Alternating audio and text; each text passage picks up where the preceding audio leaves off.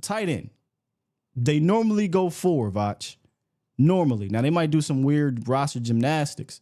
Maybe they go 3 and try to get somebody on the practice squad. But for sure, Jake and Luke are making this team. Jake is going to be an all-pro, in my opinion. Luke, I mean, I hope he improves. Where we at, though, after that? Scott, let me ask you a question.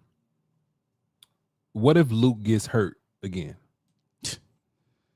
I mean, he already started off OTAs. He ain't practicing. Like, he's just not practicing enough. And he, you know, we get on to Jalen Tolbert and we see how important having an offseason is, having a real camp is, and being healthy and being aware and being thoughtful through your camp and improving.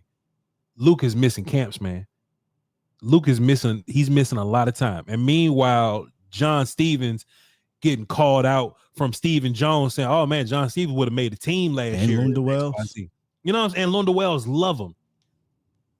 Schoonmaker is going to have every opportunity because he's a 2nd round pick, man. We can't be naive to feel like Luke's just going to get cut. No, he's not getting cut. I don't even think that's a conversation. Not you, but chat will say that. Well, come on, chat. The conversation is, can Luke improve enough to solidify tight end 2? That's what we want to happen. Yes. That's what we want to happen.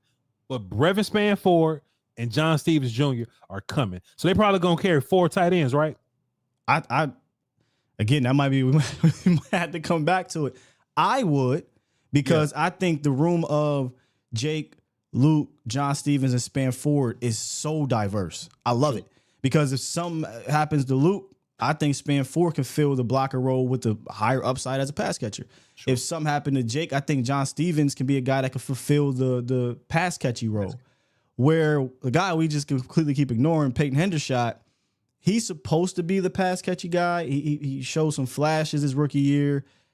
Ain't show no flashes his second year. Dropped everything. Got hurt. Well, he had a bad drop early in the year, but what he has not given us any confidence to say it with our chest on Peyton Hendershot. You may like him. You may want him to do better.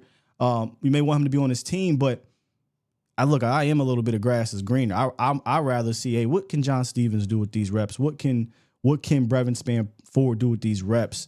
You know what you have in Peyton Hendershot, in my opinion. And if those guys look better, I think you try to get Peyton Hendershot on the practice squad if he wants to return. In real life, I think your top 4 is all but set. It's Ferguson, Schoon, John Stevens, and Brevin Ford. Now, the order of those guys is interesting. Like, who comes out 12 personnel is interesting. Who's your goal line guy because of John Stevens? Like, I think all that's an interesting conversation if we just talking about where we using them and what role do we. And if we talking about that, I feel like there's a shot that Brevin can play a little more than Luke, or Brevin can have opportunities to pass Luke. Luke ain't getting cut. There's a lot of equity in Luke, and you got time to fix him. But I think Brevin being an old man, Brevin got 6 years of tight end experience, and he big. He 270 pounds, and he run like them. He run like them, and he blocks like a fool right now, Sky. I think Brevin Spanford is in this conversation as anywhere from 3 to 4. You mean 2? I think he's in a 2 conversation.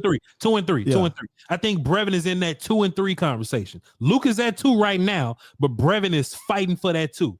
And if I had to pick a guy to be like, all right, I want you next to Tyler Guyton to make sure we're not dying right here, I'm taking the 270 dude to go wrestle with him.